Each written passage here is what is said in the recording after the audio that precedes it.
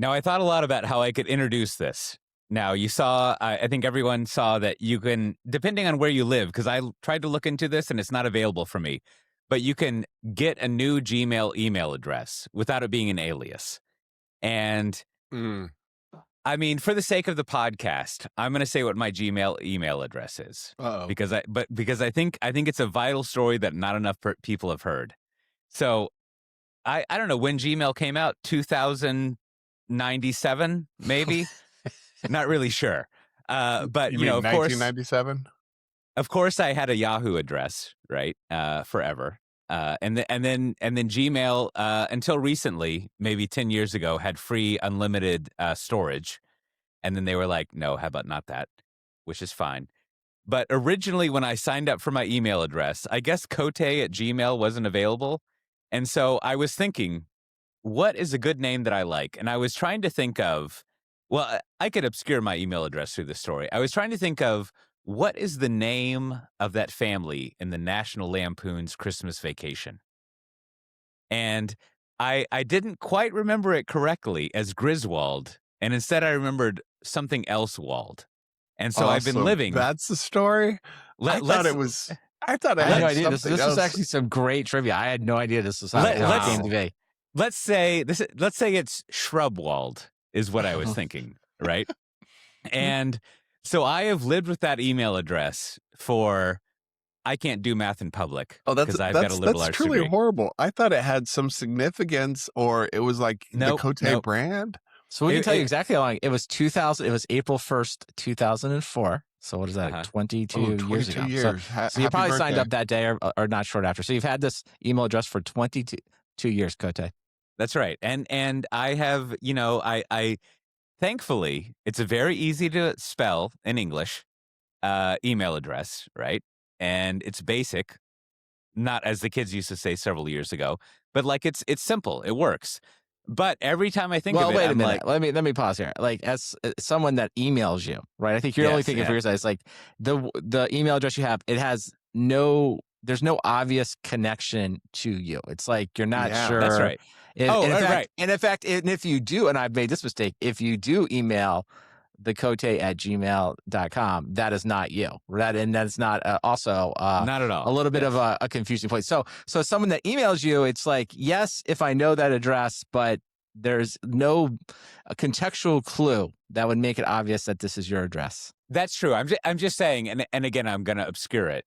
Like if you were to say Shrubwald, right? Like shrub is actually harder to spell than it actually is. If you were to say Grasswald, right? Then like that's, people know how to spell that. It's not like my name is Schwarzenberger Keinheimer. No doubt. It's easy to say, easy to spell. I'll grant you that. No contextual awareness though about like that it would be you. But go on, please continue. That's true. So I saw that you can now change your email address. And I mean, I get like after all those years, I think as I've gone over, I've got all sorts of domain names and I've got like catch-all email addresses. So I don't actually, when I go somewhere, when I check in at the Marriott, they're like, so your email address is Marriott at Coté.wtf. And I'm like, you got exactly. That's what it is. And so like, I don't really give my Grasswald@gmail.com address out to anyone, but I was thinking this might be my opportunity. And apparently you can do it every 12 months. So obviously, I actually haven't checked because I went and logged in, and just like everything when you're, I don't know how it is in Australia, but everything from the world of technology, when you don't live in America, we don't get it yet. Like apparently that's going to be coming at some time soon. I did. But to be clear, though, you get to maintain you keep your old email address as well. So it's not like that's true. So you're really like, I'm going to make the case of why you need to come up with an email address that's closer to your actual name. It's like, one, you said it already. You don't give this thing out publicly. So like, it's not the one that you use the most. So it's not like any big deal for you to change everything because you've used this other aliasing technique, like, Marriott. Right. Okay. So again, there's like, if we think about global search and replace, not much to replace. Okay. Two, I think just giving the rest of us, the people who have to email you, like some clue is like, oh yeah, it's Michael, whatever. Michael, let's just Coté assume, I'm sure it's not, but Michael Coté at Gmail. That would be a little bit visual clue to us to be like, okay, it is right. And then when you have to give out an email, when you decide to actually give out this email address to someone, you'll say something related probably to your name, and they'll immediately get it and be like, oh, let me put that in there. Like as a correspondent of Coté over the years, I've got dozens of email addresses for you. Yes, I do have Marriott. This is a problem. I do have Marriott at Coté WTF. I keep sending you emails. I think also like Coté is like I don't know how to say it other than like Coté. You are applying the philosophy of like you are the center of the world, and everyone that wants to email you must adhere to your rules, right? They have to kind of like you're going to give out email addresses that are custom for every vendor. They're going to be kind of weird. They won't have .com. They'll have WTF or something else, right? But that'll Brandon, eventually. You'll do a couple newsletters. Your newsletters will come from various sources. They'll have different things. And then it'll move to some other service. And then you'll move to something else. And then Gmail is doing its job. It's just trying to pop up suggestions for you. But then what are we calling Grasswald? It never gets that. It doesn't really understand that Grasswald is really your thing. So it's again like you're putting. I'm just speaking for all of the world that emails with you. It's like you're kind of putting work on us, and I think it'd be okay. All right, I like take some of that work back. That's my case for why you should go in there, get something close to your name, and you can begin using that. Now, as I'm listening to myself and you two talk through this, I'm thinking maybe I should pull a reverse the intention of this, right? Because the intention is, well, maybe not the intention, but the idea is. You started a Gmail address in 2004, and when you were like 13. So as one headline put it, like your email address is like Skaterboy 2014, right? Like hey, spelled don't with a tell 1. My email address. And so I'm thinking, what if I was like Austin BBQ 77? Maybe I should change it to something like that. No. Please don't do that. That would be bad. I would prefer you to not do that. Wait, that's my Twitter handle. Yeah, exactly. Stay with your already artisanal, impossible to remember name. Although now that you told me the story, at least that'll be in my head. Be like, oh, what's his email? Oh, it's something to do with the movie. Oh, I get it. I see where it's coming from. I will say though, I feel like this generation, I'd be curious to know is that when I was getting my son online around, and he had to get I was like, we're getting a Gmail. I remember I sat him down. I was like, we need to think this through. You're going to have this a long time, right? This is like a tattoo. It was kind of like that. I was like, and I had like some suggestions that I thought were like easy related to his name. So I was like, hey, listen, this isn't. Let's not be rash in our thinking. No Paw Patrol 891 here. Let's think ahead about what we're gonna have to do. So I think he made a good choice, heavily influenced by me. But I think this is advice we didn't have. Our parents had no idea when they were coming. It's like, nor did anyone have any idea. They were just. It was kind of cool to not use your actual real name online. That was the thing for a while, right? I'm gonna be like the digital future parent here. When my kids were born, within about a month of each of them, I got them Gmail accounts. Of course. With their full name. Did you do this? Did you get the URL for their name if it was available? Ooh, I didn't. I did that. I got I quote, gifted my son the URL of his name as well. So I was trying to get ahead. So yeah. So my kids, like me, they've got their full name. But I mean, now that I'm going to be working for Google, I think I'm going to finally get my email fixed. That'd be good. I don't know if you are aware of this, but even back in like the early Google days, like I'm talking like 1998. Wait, when did they start? When did we just say they started? 2004 is when they started. 1998. Emails. Back when Coté and I were sharing an office in the early 2000s, and we just signed up for Gmail, I tried to get Matt Ray at Gmail. Mm-hmm. Somebody else had it, so I was like, yeah, fine. Sense. I got a long version of my name. It's very business formal. But for some reason, Google remembers that I asked for Matt Ray, and I get Matt Ray's email address. I mean, I get Matt Ray's bulk email. Anything that dude subscribes to, I get. I don't get his personal emails. I get all of his mailing lists. I've contacted Google Mail support, and it's just automation. It's just like people who can't help me. Calling you. And so exactly, they're like, this is way out of our pay range. We're not going to figure this out. I have a folder filtered that I don't look at. of mattray@gmail.com. If you send it, it's not coming to me. It's going to that guy. But if he subscribes to but something, now you can just go have lunch by that Grateful Dead chef. Yeah, Problem solved. I'm going to say, yeah, Matt, you have to let us know if it actually comes true. If you actually get it fixed. I don't think I can actually get it fixed, but I've lived with this thing for like 20 years. So I'm just curious, even if you can get it diagnosed, that would be interesting too. I like that. And even without getting his direct emails, I could tell you a lot about this guy, because I get sometimes I get invoices. And I've emailed him. I've emailed him telling him, this is happening. You need to fix this because I don't want your email. And he doesn't get those emails. That is a fun part about having a catch-all email address. There are certain people who must work at some place that is relatively close to Coté Industries, and I get a lot of email for them. I think Rob might be one of them. I should probably find out who that is and figure it out. It would probably be handy for them to know those things. Now, speaking of unintentional knowledge, it seems like all of us love Claude Code. Well, I don't know if Matt Ray does, but two of us do. And Brandon, all of their source code was leaked. I have two questions. I'm going to ask them in reverse. My first question is, have you learned anything? Did you look through the code? My second question is, I don't understand JavaScript anymore, but it said the TypeScript was leaked. And my understanding is when you compile TypeScript, it converts it to JavaScript, which is plain code. So wasn't the code always available, or is there some sort of obfuscation thing that they're doing where you couldn't actually read it before this? Yeah, they're compiling it before they give it to you. So this is the original source. Like JavaScript can be compiled down to faster bytecode. Oh, okay. So you can that solves that problem. So it actually was some incomprehensible computer junk. But then but this is they got the actual source code and the actual TypeScript for it, right? Yeah, the actual TypeScript. And there've been a couple of enterprising folks who've read through the code and given opinions of it. And their opinion is like, this is low-grade code. This is generated by Claude. And they're like, it repeats itself all over the place. It's just, this is why you don't read vibe-coded code. But the thing is, it's like, it's turtles all the way down, and those turtles are dyslexic because it's like, it's just terrible code, apparently. How about yourself, Brandon? Have you looked at it?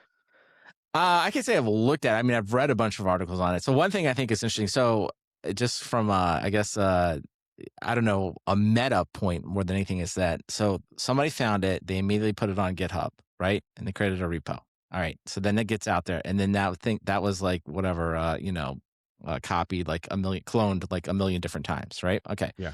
But then Anthropic started doing the old cease and desist, like, you got to take this stuff down, right? Yeah, good luck. The part I thought was interesting was that somebody then I assume they took Claude Code, and they had Claude Code rewrite the entire, I'm just going to call it the harness. That's kind of what the part that was at. Sure. They rewrote the entire harness in Python, and then they posted that. So then that is their way of getting around copyright. So then, of course, you get into this weird thing about how, like, can you copyright? Like, do you have a copyright? Who has the copyright if Claude Code made this code? Yeah. You know what I mean? Well, the So Supreme Court's already said descendants- that you don't.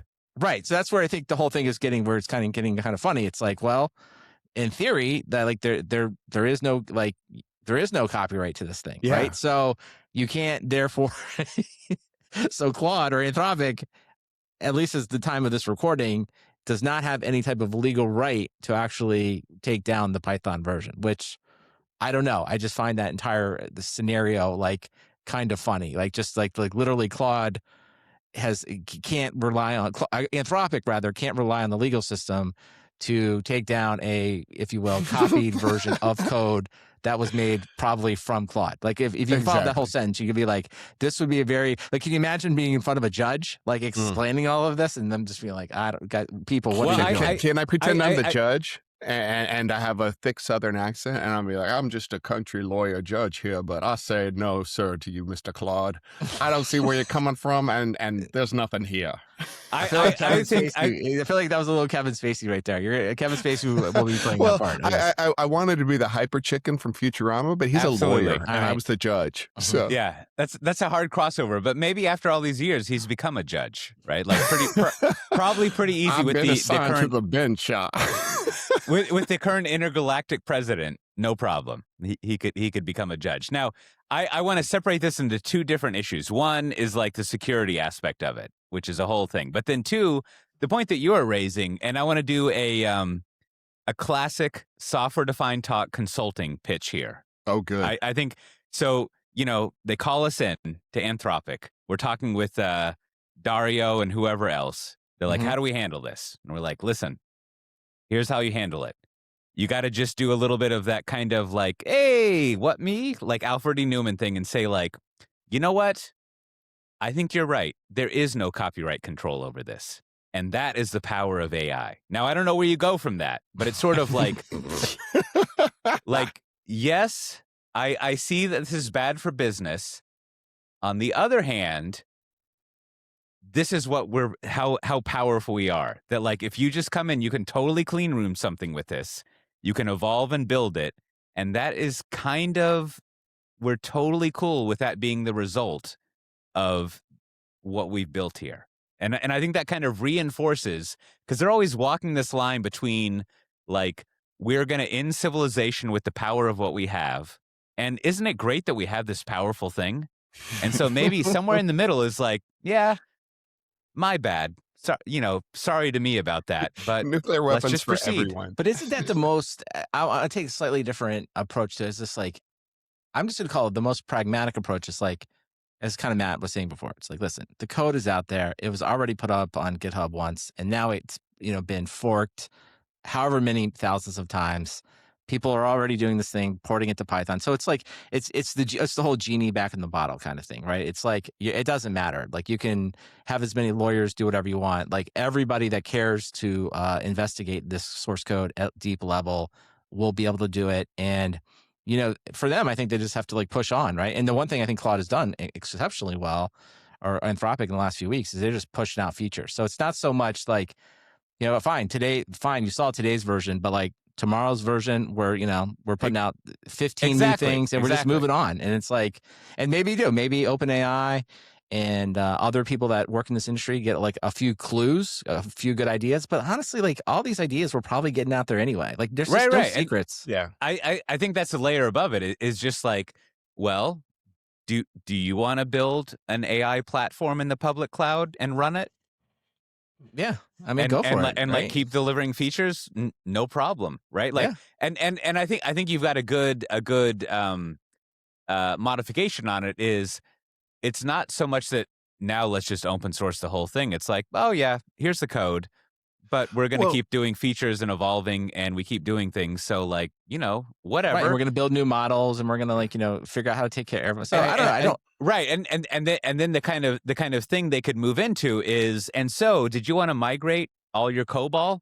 I mean, you can easily duplicate our stuff with our stuff, no problem, right? Like we're our own case study of how you can basically this is copy like something and modernize modernization pitch. Love it. Yeah. Matt, so if you have some code that you don't want to keep using or paying for, use us. Yeah, but it's opened that Pandora's box of there's nothing special about what we're doing. And so at the end of the day, Claude, if Anthropic shows you something, you can clone it and you can tell the harness or whatever that Claude is, you can say like, okay, Claude, I want you to implement Claude's new feature, but I want you to implement it in Rust so it'll be faster. And we're just going to hook me up to a token backend, and I can, disaggregate Claude, the interface from it, and we'll call it, our Claude. And now it's slightly faster, and it burns through tokens faster. Is that good or bad? I don't know. But I like this. It kind of has this implication of like all of our necks are in the noose, so we better figure out how to cut the rope. Right. I think that's what we talked about last Oh. week, right? Around like every, you know, like we keep seeing this portrayed like, oh, software developers are worried or like this business worried. But like, you know, I know we talked about this last week. We said something like, you know, hey, every executive running every one of these companies, they need to be just as worried. And then we're seeing the ultimate moment of that. It's The like, end game of this, and the right? people running Anthropic and OpenAI and all of these companies as well. Because it's like, because I guess I think it's sort of like, it's the future, not the bug, not a bug. It's like, no, this is the world we live in now. It's like, everything can be quickly built fast, right? So some level of, so I would, you know, back to what I already said before, it's like, I think if you're Anthropic, you just be like, yeah, you saw what we're doing now, but we're just pushing on and we're going to build something better tomorrow and we're going to build a better model. And it's not going to matter. And I did want to come back to something Matt said, but I think, and I've seen this come up a couple different times. About just about code quality. And because I think this is like percolating, right? And it's like I tend to like agree with it. It's like I do think in the time of AI and like, you know, dry, like don't repeat yourself being like a tenet of like all computer science classes, like, you know, it just like that being one aspect of it. It's like I do think we have to kind of rethink all of that. Like when a person is not writing the code, right? And it is being built by AI and AI is the one that's ultimately going to maintain it. Like, I think if you apply quote unquote the same exact logic about coding, right? Code quality to an AI as you do a human, that's probably not right, right? The fact that like things get repeated, I don't think is necessarily a big deal to an AI, whereas maybe to a human being it is. Go ahead, Matt. Well, I think a lot of the code convention things are there for readability, and I'm gonna assume that some of that readability reapplies to AI. Like it makes it easier for it to understand things as well. Maybe I'm either right or I'm completely wrong. Where the AI is like, no, no, dude, we're tired of writing in English. We're going to write in Sanskrit because there's not a lot of code in Sanskrit. So when I write in Sanskrit, I know it's my stuff, right? So it could be like they start writing in an AI for AI, but the code that gets written right now is kind of just janky because that's what they're used to. And but I think even the quality, it's never optimized. I even think that even saying the words like, I don't think is, I mean, to me, it's just like, no, the AI is writing the code, AI is maintaining the code. Like you saying, or anyone saying like, it's janky. It's like, I don't know. I don't think it's sort of like, this just kind of works in this paradigm. It's not that big. No, I'm saying it could go either way. Right. And which also means like, it doesn't matter that this code was leaked because next week they could like delete the repo and hit regenerate and they'd get the same feature set with completely different code. Mm-hmm. Right. You could do a classic refactoring where the code is all different, but as we would say, the business outcome is exactly the same. Exactly. The same. So the code is actually kind of useless. And you know, I was talking with someone about the dry thing recently. And so as always, great talk. The Adam Jacob configuration management talk this year went over all sorts of stuff like this. And one of the points he made was that maybe dry doesn't matter anymore. And so I was talking about this with someone, and I realized through my own experience that dry does matter. Don't repeat yourself, which is to say, if you're going to do a commonly used thing in your code base, you should only do it one place and always call that one place to do it. And it does matter if you want to have control over how something is done every time. For example, authentication, right? So you probably don't want any code, AI generated or human code. If you're doing authentication, you don't want 50 different ways of doing it because now you've got to like check in on 50 different ways.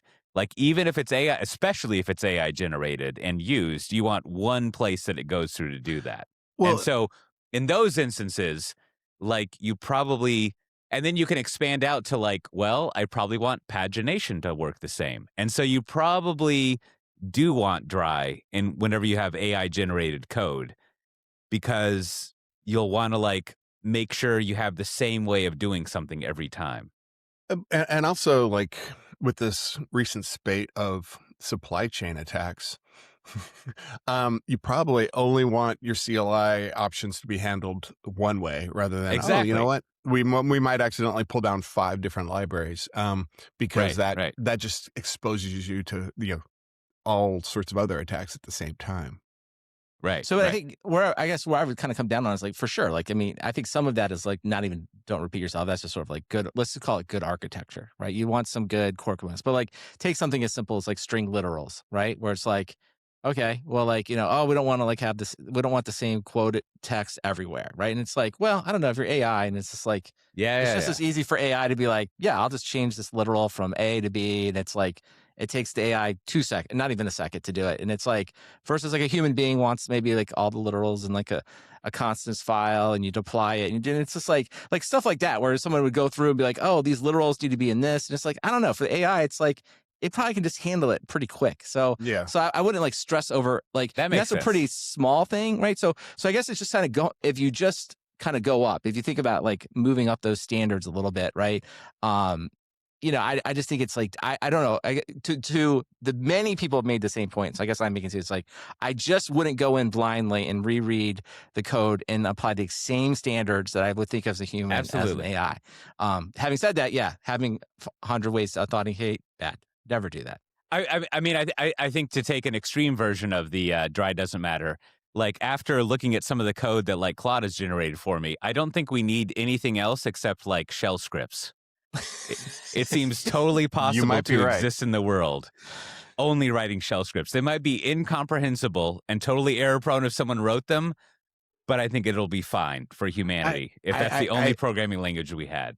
I mean, I think you're off on that. I think we need to be making raw POSIX calls to the Linux kernel, because the shell just introduces a user land, and if AI's taught us anything, is we don't need users. All right, well, so to that end, there's two things that came up this week I also wanted to get everyone's take on. Was like, one, they're coming out with, I haven't actually used it, maybe Coté, I don't know, in your plan, the auto mode, right? So this is sort of like, not yet.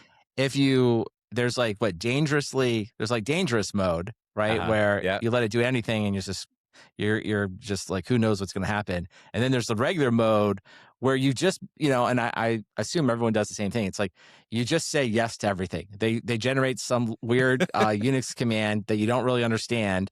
And like mine always says like, this is a double quoted expression. It could be obfuscated. Right. And I'm just like, I have no idea. I mean, I understand what they're saying, but I'm like, I trust you. I trust you're not obfuscating. So I just say yes. Right.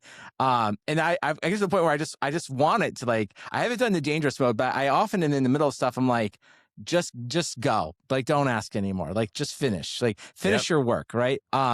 So I to their credit, it looks like this auto mode is like one approach where they're going to have like essentially like another AI watching what it's doing, but like not telling it it's being watched, and somehow that's going to work. But I'm all for it. I don't want to just keep saying yes, because it's not making anything more secure. I'm not reading anything, and I really can't comprehend the Unix scripts to like tell if it's really doing something wrong. Right. So just do it. It's the equivalent of like every day. Well, maybe not every day, but anytime you accept the terms of service, you're kind of like, sure, yes, go for it. Like execute. Like, I mean, what else are you gonna do, right? Like it is kind of comprehensible. But I think I haven't tried that out yet. But yes, it is. I don't know. There's got to be some sort of like middle ground there. I mean, that's what it's trying to go for. Is you don't want to just let things execute on their own. I don't know. I'll have to see how it works. Well, this kind of brings us to the next topic, right? I mean, this is, and I thought Matt would have some opinion here. So there are three approaches to this, I think, that are happening. One we just went over. Auto mode, where Claude watches itself and like somehow it's going to make sure that it doesn't go wrong. Then Docker has come out with sandboxes, which of course are not Docker actual containers. It's a micro VM, right? And because the problem they're trying to solve, which makes sense when you understand, is that, well, if Claude wants to use Docker, it can't use Docker within Docker, right? It's sort of like it gets confused. So their solution is basically, hey, run everything in these micro VMs. You can still do all your Docker stuff, but through some, kind of like by putting it in these micro VMs, you're safer, right? You're controlling what user space, to Matt's point, right? Like you can only do so much, right? So if you eliminated your attack surface. And then this other company I had not heard of until recently, I guess, Coder, they've raised like 35 million. So they're doing like an enterprise version where it's like, no, like you spin up development environments that are basically like, in the cloud, and you do all of your agent work there. And that's sort of, if you will, is your isolation layer of doing it. So I don't know, man. I don't know if you have an opinion. Do you, or you representing all of security? I like when I put you in that position. It's like, do you think any of these approaches are the right way? Because this is clearly the next thing that needs to get fixed. Like, no one wants to keep saying yes. We want some type of auto mode, but we also want some type of security. So like, are any of these solutions approaching something that we should be using? Probably. I mean, I don't think I have like an authoritative recommendation other than, whatever system these are going to be running on needs to be probably isolated from your day to day, like in case these things go rogue and like, wreck your laptop or something. Which is why everybody's, buying Mac minis. But yeah, I don't know. Well, let me ask you this way then. I feel like, whose problem is this to solve? Because I sort of like, my opinion is sort of like, well, I kind of have everything working on my machine and I kind of like it. It's kind of easy for me, right? I don't want to do more like, Docker, micro VM, blah, blah, blah. Because it's also constraining. Because then it's like, well, because what's nice now is if you change your mind about something, it's like, oh, I want Claude to be working on this other thing in another file directory on my computer. It's just easy, right? It just asks, can I have permission to that? And you say yes, and it's easy. So I'm kind of putting this is kind of back to maybe Claude has plenty of other things it can work on. It's like, I kind of want the agents to figure this out for me, right? I want them, like when I'm using this, I want this agent to do things in a safe way. And that's fine. If it needs to like behind the scenes run up in microkernels and like do all that for me, it's great. But I want someone else to be taking care of this. I like the Docker solution. It seemed interesting, but it's also like, oh, this sounds like work for me. Like, I don't really want to spend time messing around with another weird configuration. And I think it's going to frustrate me when I'm, in my Claude Code and I'm going through my tokens and it's sort of like, oh, well, you can't do that thing because you're in a micro VM. I'll be like, well, so I'm frustrated. Well, I think the CISO of failover media has got it figured out. Right. Sounds like it. And, this is another thing I was talking about with someone earlier today is thinking about when I was using and do use like skills on the public Claude, right? Like they've got a good sandbox environment where they can execute all sorts of tools, but eventually like it gets to the point where like it wants to access your personal data or something. And it has to like, there is a lot of control over like the data that you have and what it's going to do with it, right? And so what I want on my own machine is like, I don't want to have to approve when you call sed, right? Like, just like do stuff. But like over here is my like sensitive stuff. And if you ever want to access my sensitive stuff, then ask me about it. But if you want to execute some like $ open paren, close paren thing, I don't give a fuck, right? Like do that. But like, don't get my data. And so like, that's the kind of like, protection that doesn't quite exist as far as I can tell in like all the AI stuff. Like it's on one extreme. It's either like you use Claude or OpenAI's platform as a service, their paths for like AI stuff, and it's completely locked down and has nothing, right? And can't even like get SRT files from YouTube because they block them. Or you like run it on your desktop and you have to give it access to everything or sit there and be like, yes, no, yes, no.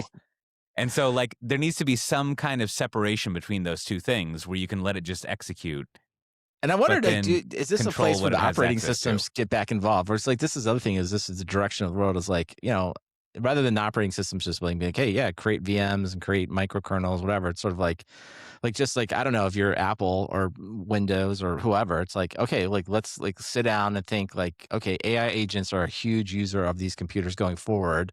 And right now they're just using, the command line and tools that were, if you will, in theory, designed for humans. So like, what if you just rethought that whole thing? What would that look like? And I think that would be, because like if you're Apple, you're like, well, I'm not going to build an LLM, but like you certainly are building your own operating system. So like, how do you do that in a way that these are really the only like this is the stuff that really matters. And Apple's pretty good. I mean, I think they've been pretty good with security, right? I mean, to the point like it annoys people, but like they tend to be like, whoa, like I see what you're doing there. Like, give me your thumbprint or give me your password, right? Like that's the kind of intelligence I would like to see. It's true. Like basically in Apple, it's like someone would like to access your Z key. Will you grant permission for it? Right. So I don't know, some middle ground. So I'm excited. I guess I am excited about this auto mode. Hopefully it fixes the problems. But yeah, it looks like the new, I don't know, just another little micro market of this whole thing. It's like, who's going to figure out the best way to run these securely? It sounds like it's going to be micro VMs, enterprise solutions, the LLMs themselves. Matt Ray will figure it out at Wiz, and now that he's with the Google people. Well, I think if you're Apple, you are going to be the last adopter, because if these things are not guarded enough, they have the opportunity to wreck a system extremely fast. And if you think about Apple's users, it's not, the tech, yes, there are people buying Mac Minis, but that is not their users. Their users are people like who use a separate browser for different email accounts because they can't sort stuff out. And if you unleash this sort of stuff on them, when you're like, hey, LLM, do this stuff, they get, I've seen this. So, they get a bit confused and they're like, fine, do it, whatever. And, later on they come back and like, how come half of your documents are deleted and there's no backups of anything? So I think Apple, and I say Apple will be last because Microsoft will do it first. And they'll just like wreck systems left and right. And they'll be like, oh, it's okay. We snapshotted screenshots and sent them off to the internet for you. But this is too dangerous, I think, for most end users, which is why, like, I'm actually in my head kind of thinking, well, I don't want this on my laptop. I want it on a box where, sure, Docker makes some secure containers, whatever you're doing over there, I don't care. But I don't want you on my laptop because you could ruin my laptop. Yeah, no, I think it's fair. I guess I'm just like, I'm literally the other side of the spectrum. Like, productivity gains are too good. I'm willing to take No. I want the productivity gains. I want all of it. I don't want to lose my laptop. I want to have another box. Like, hey, listen, I gotta, like, if I have to risk it, I'll just try to back everything up. I'll try to make good decisions. But like, hey, it's just too. And I think this is like the opportunity that's out there. It's like, that's fine. Everyone that wants to like be overly secure. I'm going to say overly secure. If security is your number one priority, that's fine. You're just giving up the productivity gains and like. But I think you can kind of just have it both because you're just working through terminals. Why does that terminal have to be a terminal on your box, right? It's just you're SSHing into another machine where you've literally air gapped the things you don't want it touching. This is what I always say though. It's like Claude Code is so much better if you're not just using it for coding. And but I'm saying you can put whatever data you want there. I know what I'm saying, but like you just kind of, I've just find though, it's just sort of like that middle step of like, oh, it turns out I do want it to have access to this next thing. Now I got to stop, got to go figure out, mount the file or whatever. And it's like, when you're on your own system, you just be like, oh yeah, like go look in this folder. And it just says, can I read this folder? Say yes. Just move on. It's just like, I'm not waiting. I'm not going to spend another 15 minutes like going to mount the drive or somewhere else. I'm moving on. I'm going to build the next thing, But put on your product manager hat, and how do you make this consumer friendly? And I mean friendly by like, I think it's pretty damn consumer friendly right now. I mean, I think it's growing at like an incredible rate, and I think it's like, and I think all the stuff and the thing that they're doing, like this is why I like auto mode. It's like they clearly get it. Like that's the one thing I love about the Claude roadmap. The weekly updates is like they're kind of working on all the stuff that, like, as I'm butting up against it, I wish someone would figure this out. And I was like, it seems like they're working on it. And this is kind of back to our first discussion. It's like they are executing at such a velocity right now. I don't know, it can't last forever, right? But it's like you think about, you wish it would do this. Like they are definitely already working on it. So I think they're doing a great job.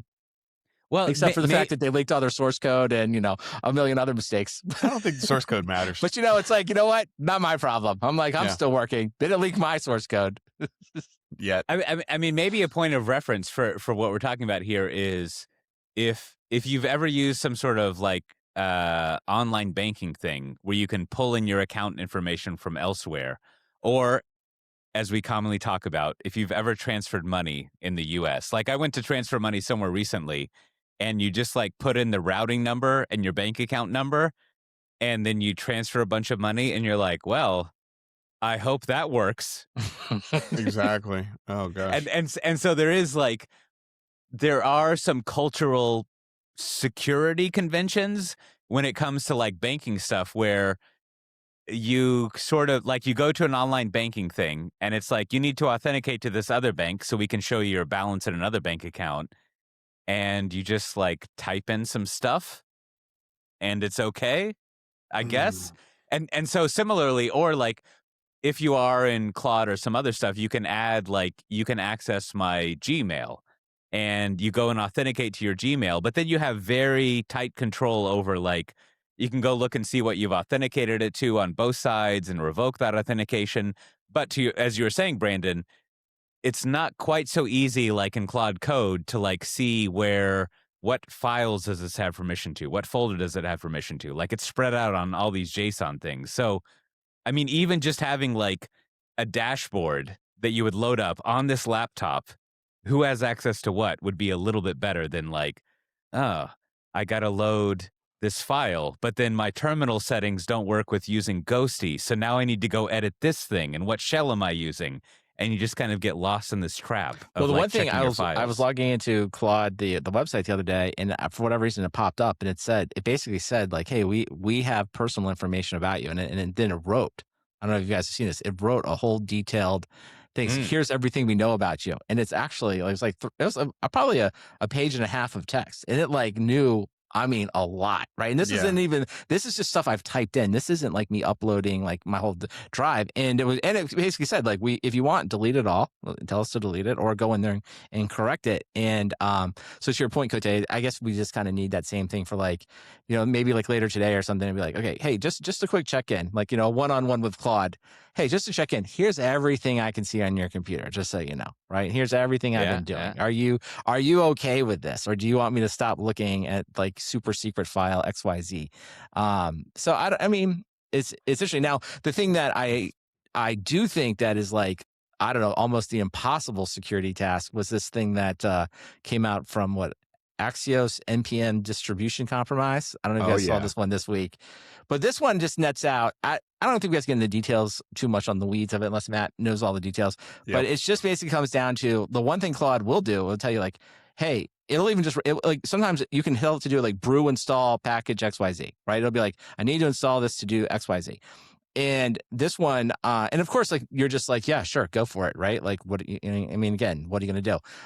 But like getting your, if you will, compromises inside what's considered a trusted package, and then Claude not even knowing that it's has a problem, and then doing like the brew install seems like this feels like the almost impossible situation. Like it's just like I don't even know what anybody does. I mean, once you get to the supply chain, like I guess neither the human beings nor the AI really know what's happening, and the speed at which these things can be distributed is like too much. So I don't know. I don't even know if there's a solution to this. I was just like, this is very bad. Well, and the fun wrinkle is, last week they attacked Light LLM, which is used for talking to AI. So really, we're looking at an opportunity to mass poison AIs. So I can assure you, somebody somewhere is studying OpenClaw, probably with an AI, and telling it to craft an attacks targeting OpenClaw to persist this to all the OpenClaws out there. I mean, I don't have any insider knowledge, but that pattern's pretty obvious based off of everything we're seeing right now. Is supply chain attacks work, and they work well, and every week we're having another one from sometimes the same actor, because what they compromised last week, they used to supply this week's attack. And like we're going on like months of this pattern repeating now. So I think they call it criminals living off the land. They're doing that right now. So that's why I have a fair amount of paranoia about letting this thing have unfettered access, because day in, day out, I wake up in the morning and I have calls with customers who are like, yeah, we were up till 3 a.m. dealing with Axios NPM. That's yesterday's fire. Last week it was Light LLM. The week before it was GitHub Actions. The week before it was Trivy. The week before, I mean, it just goes on and on. I see this every single day. Well, it does seem to suggest. So I was trying to think. I remember recording a video when Mila was maybe 1 year old, talking about what DevSecOps is. So that would mean it was 5 years ago. And like we were talking about these same like supply chain things.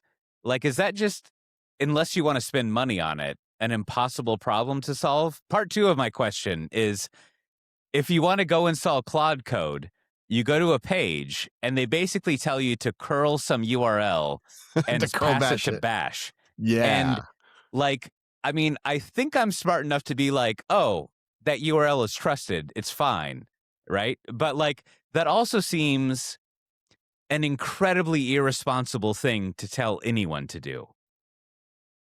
You've just like captured, 10 years of config management debate right there. It's like, curl bash is considered an anti-pattern, except it's like the easiest pattern. And it is also the way that you install brew. And you've got to be Exactly. like, so is brew.sh trustworthy or a hacker? Because if I answer that question incorrectly, I'm fucked for the rest of my life. Hold on. I think this is one of those things that it's like, it's behavior versus the intent. Like in most cases, there is a more secure way to install these things, right? Oh, yeah. Yeah. But nobody really wants that. And people are like, this is going to take too long. Why don't you just give me the easy way? So I don't know. This is the endless security debate. It's like, yeah, I can give you, I mean, we could talk about passkeys. We could talk about passwords. We could talk endlessly about like, here's a way you could be more secure. And people are like, I don't want to do that. Like, I just rather type in curl. So I don't know. I mean, it's like, if you really are concerned, right, you would do it the other ways, and it would verify the SBOM, and it would do the hash keys and all that stuff to like make sure like, yeah, the thing that you said you installed is actually the thing I wanted you to install. But in practice, like, especially on I don't even think on a regular person's computer, like no one's doing that, right? Only the server security guys. Only the config management nerds who, yeah, I mean, it kind of is, right? It's like everyone else is like, I got stuff to do. So okay. I mean, that could be the answer. It could be that, like, yeah, smoke them if you got them, like whatever it may be, like. Or no, but I think we shouldn't like accept it. We should say like, listen, we know the requirement is it has to be as simple as the curl, right? Yeah. Like it can't like that's what you have to like. You can't. And this is the same thing with passkeys. It's like I like passkeys, use them all the time, think they're great. Okay, people just like they're not getting it. People just like it's like a foreign language. No one wants to learn. So it's like, all right, like the username password is the flow people like. You gotta make it better than that, right? Like Touch ID mostly did that, right? Like Touch ID. I think most people like Touch ID in favor of passwords. And so the same thing would go back to like, okay, download, install. It needs to be just like curl. And behind the scenes, it could maybe run all these like crazy Unix scripts. And it's just like when you do brew install and it's just like paging away with so much output. And you're like, I don't care. I make that 3 pages long. Have it like do hash and do the math and check this. Like, I have no idea. I'm not watching it anyway. Like, let it just do all that work. So until someone like takes that challenge on, we're kind of just stuck. Yep. Yeah. Huh. Well, always an exciting problem. It sounds like, you see that flurry of like fingerprints and checks and everything. I think that's kind of what you would call like internal computer bureaucracy. Now, human bureaucracy is a lot more comprehensible. Do we have any this week, Brandon? We did. We had a question. I don't know. Hopefully this isn't too long, but Matt, someone actually emailed a question in specifically about you and about what you're going through here at Google. And they said, I guess Google is famously renowned for using a monorepo, right? So maybe everybody knows, but I just quickly went through to make sure monorepo, all of the company's source code, if you will, exists in one repository and only one repository, right? So like everybody knows what the single source of truth is. So Rob from Slack asked, Matt, do you have any insight to how does this work at Google? Will what is now Wiz, will you become part of the monorepo that I believe is called Piper inside of the big Google machine? Do you have any thoughts, any comments? I have no knowledge yet. I'm not onboarded yet. So I'm still Matt, at Wiz. So maybe I'll have more insight in the future. But we'll see. Yeah. Well, I thought it was a good question, though, because I think this is the classic, it's an Amazon versus Google decision. Like Amazon, like everybody, like 2 pizza teams, do your own thing. But I guess everything at Google is in like one massive repository. One big Borg. And somehow it works well. Like, and somehow people like think, because like to me, it's like, how could that ever work? But I guess it has like a lot of magic. So I don't know. Hopefully, Rob, maybe Matt will have an answer for you next time. But fear not, Rob, because you asked such a good question. I guess what you won today. You won a chance to get stickers. All you have to do, Rob, and anyone else listening, just send your postal address to stickers@softwaredefinedtalk.com. I'll be happy to send you a sticker anywhere in the world. Also, these are cool questions. Like, I hadn't really thought about this. So if you have other questions, that you want us to answer, or in this case, not answer, send them in. We'll do our best. Yep.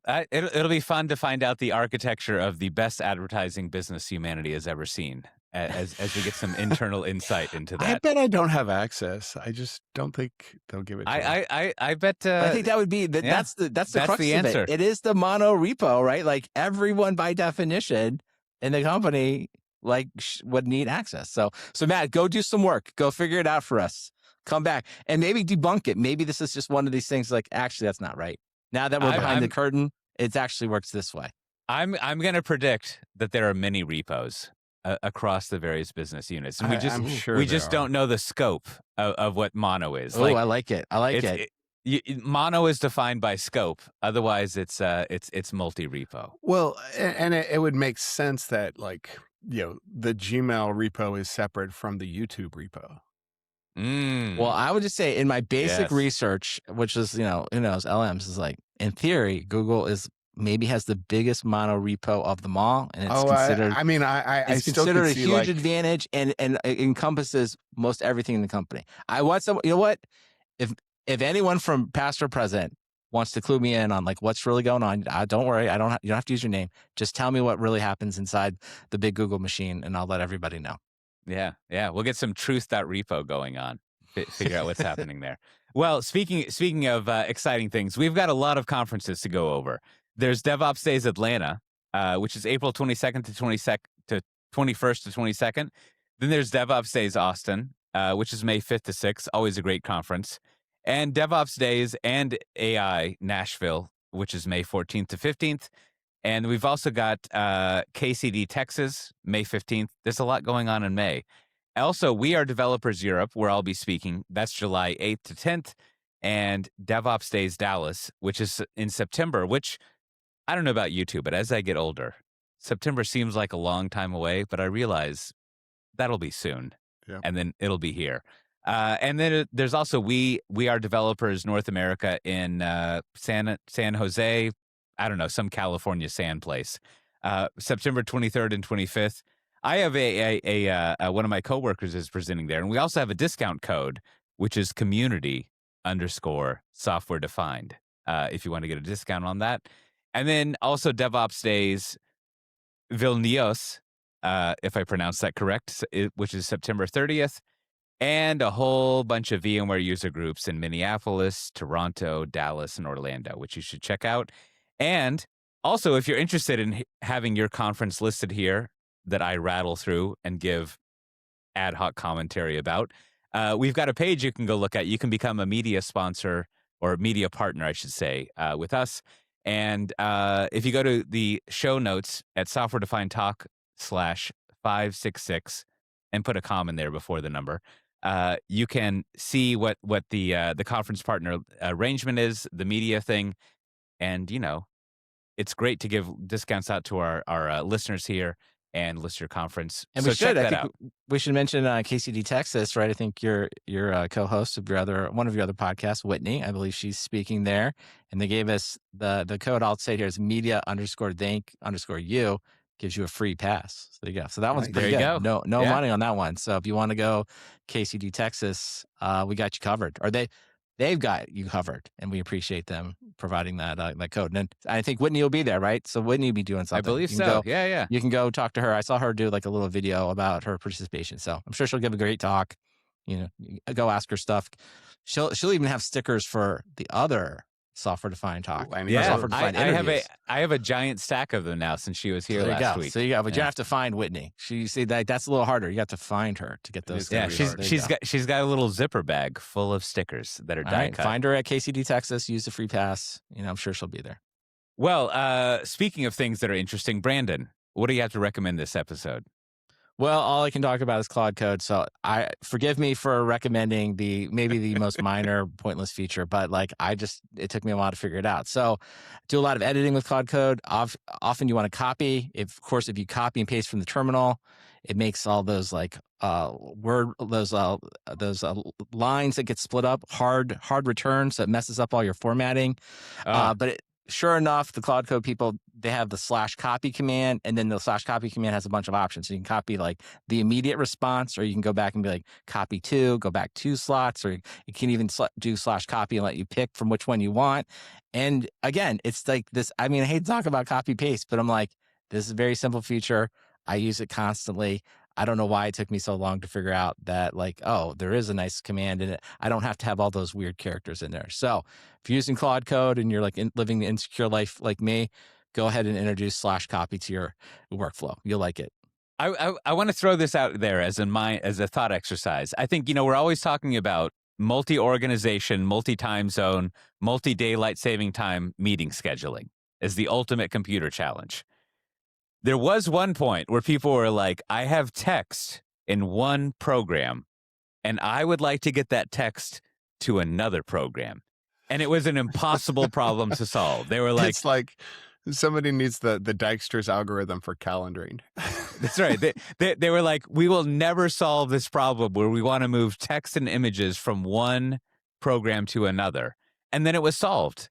And it's kind of not an issue. And one day, my hope is that we'll be in that same situation with calendaring, right? Like it was a monumental computer science. Yeah. They'll be like, it was a problem. We used to have those TSR things that would help you copy and paste stuff in DOS. And then it became just part of the substrate of computing. One day, scheduling meetings will be part of the substrate of computing. Now, Matt Ray, what's going to be the substrate of your recommendation? My recommendations are, I'm a subscriber to the Search Engine Podcast, paid, so I get the incognito mode feed. And so they've been working on a short series about self-driving cars. The first episode went into kind of the history of like the DARPA challenge and the likes and all the different folks who were involved in that. And then the second is called the trial of the self-driving car, where they talk about the debate about self-driving cars entering Boston. And so I think, and then for the paid subscribers, there was another full interview with the guy who ran Waymo, or who ran what became Waymo for Google, like the first 8 or 9 years when it was just Google self-driving car project. Just a great series, and high quality, well researched, and I really enjoyed it. And of course I had to geek out and start telling my family about, like, oh, did you know this about the self-driving cars and the history of this? And they immediately shut me down, but you will enjoy it. Well, excellent. I thought the whole series was excellent. Just on that one. And then the paid content, like, I mean, I support it, but it is nice when you actually get something like exclusive. Yeah. I like this as a podcaster. I like this trend of putting really good content and stuff people pay for. That's yeah. Well, you got to do something. Yeah, we can get behind that. Well, I have 2 recommendations. So I was at KubeCon last week, which I appreciate them giving me a media pass on behalf of the podcast here. So I was looking forward to the Abby Bangser talk. It was on the last day on Thursday, because her Atlanta talk, which hopefully I recommended, was great. But it's another great talk about platform engineering and Kubernetes stuff. And my summary of it is that, like, if you don't watch out, infrastructure is always going to become a bottleneck for everything. And so don't get obsessed with your infrastructure. Like, pay attention to the whole pipeline of stuff that you're doing and make sure that it's not a bottleneck for what you're doing. But you should go check it out. It's like 13, 14 minutes, depending on how you say it. And it's a great talk. She's got the Christmas puppy reference in it, which is from Atlanta, which is good stuff. And you should check that out. Now, my second, and if you want to get the link to that, of course, you can go to softwaredefinedtalk.com/566. Now, my second thing, I think I shared the anime wow sound, which is one of our highest ranking shorts, if I remember. And I might have mentioned that there's another sound that I was looking for that I hear all the time, and I found it, and I want to play it here. And it is called the SpongeBob Bawump. And let me see if it comes up here. We can hear it. I've got to turn it up. This is great podcasting. Killing me. Okay, you ready? Wait, hold on. That's it. Nothing. We can't It hear it. didn't come through very well. Oh, Okay, well, We'll that's have because to I add that one in post-production. That's because I have high quality microphones that edit out and duck and have all sorts of sound. But like, we'll have to put that one in. But you want to listen to the SpongeBob Bawump. And I think it's a sound that if you have kids, you'll recognize from videos. And so I recommend you get the Anime Wow and the SpongeBob Bawump. And then every time that you're annoyed with your kids, have it on a soundboard on your phone and play it, and they will leave the room. And they'll just be like, it's an old person doing something interesting. And then just give them the old 6-7 and you're good to go. Yep. All right. Well, speaking of whatever it is to give someone the old 6-7, I think we used to say to 76 something, if I remember. Is that right? What is the? It is. That's true. Yeah. Mm-hmm. I'll have to think on that one. Well, this is the end of the episode. I hope you don't 76 it, and instead you do something positive with the lingo. But if you want to get the show notes for this, you go to softwaredefinedtalk/566, again with the comment there. We've got a great Slack channel where we share links and all sorts of commentary. I think if you were on the Slack channel this week, you would have read about the reptile visitor that Matt Ray had in his house. and it would have like lived in your imagination for the rest of the week. It was something. And next time, rest assured, there will be pictures, I think, of all sorts of things in the pets channel, where there's all sorts of cute dogs, pets, and uninvited guests that you might see in there. And with that, we'll see everyone next time. Bye-bye. Bye. All right. Now I need to get a water dragon photo and dump it into the feed at least. Okay, so put that in there. I think it was 86, not 76. Oh, Okay, yeah, 86. right? So yeah, that's right. Oh well, I affirmed your thought. And then I just thought, no, it's actually 86. So okay. All right. Well, listen, before I guess we're officially in the after show here. What I just want to know before we actually stop recording. Mine says 99% uploading. Well, I'm just curious what your two say. I've got 99%. Yep. I've got 85. Okay. That explains a lot of issues. Okay. So interesting. That's good. So you definitely are on the slower side, but that's fine. It'll figure out. So, well, it seemed like it worked. Yeah. Mm-hmm. I have an after show topic. You want an after show thing? Okay. So I was on a call earlier today, and my setup wasn't working because I'm going to reveal the thing because I use an iPhone as my camera, and the cord that I was using to charge it wasn't working, so that the camera ran out of batteries, but I didn't know that. And so I was using Google Meet, where all the problems always happen, right? And my camera wasn't working, so of course it wasn't working there, but then my audio wasn't working, and I had to switch over to using my laptop mic and my laptop camera. Mm-hmm. And I wanted to ask you two guys this, because you're professional podcasters. I felt like this was perhaps the worst thing that happened to me all month. That I had to downgrade my equipment, and I couldn't figure it out. And then was I it had for to a use recorded? Was it for like a video, a recorded video? It was just a casual meeting. But this is the question. I wouldn't worry about it at all. No, regular meeting, not worried at all. But I feel like having all this gear, it's kind of ruined me, and like I spend too much time when it doesn't work, and I should just like bail and be out. But I'm like, I got this microphone, I got this camera, I got this thing over here. I gotta use it. But what do you use this setup full time when you're doing if you're just doing a regular call? Do you do it like this? Yeah, absolutely. See, I got a secondary setup. I got the AirPods Max, and I just for a regular call, I just throw that on because I can get up, I can walk around. I'm not, it works. I think it's more than good enough quality for like just your typical web meeting. So I like it. So what do you got, Matt? You got a secondary setup there? I've brought the Jabra headset back into work because this mic that I've been using drops the USB connection all the time. I think that is kind of true. It's like the more expensive and nice the equipment, the less you can use it. Yeah, it can only be you have to roll it off for like special occasions. Otherwise, Apple same thing. I mean, if you don't have the AirPods Max, just go with your actual your AirPods. That's also I've been on numerous calls, and you can hear the person fine. It's just like if it's not recorded, it seems totally fine to me. I like this. So the mindset I need to have is like my prosumer setup. It only has like 90 minutes of magic to it a week.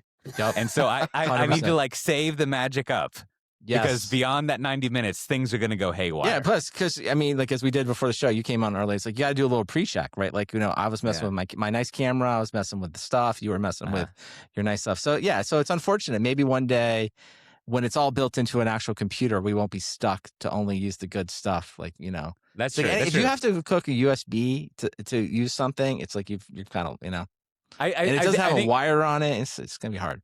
I mean, it's going to be an arms race to use that thing. Like, by the time that it all just works in the quality that we have, we will be doing podcasts in like 4-dimensional holographic equipment. I look forward to it. Then we'll just have like avatars that look really young and it'd be great.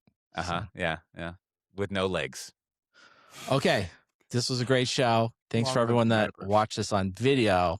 We may return to streaming depending on how we like this new platform. We don't like this new platform. So with that, we will talk to everyone next time.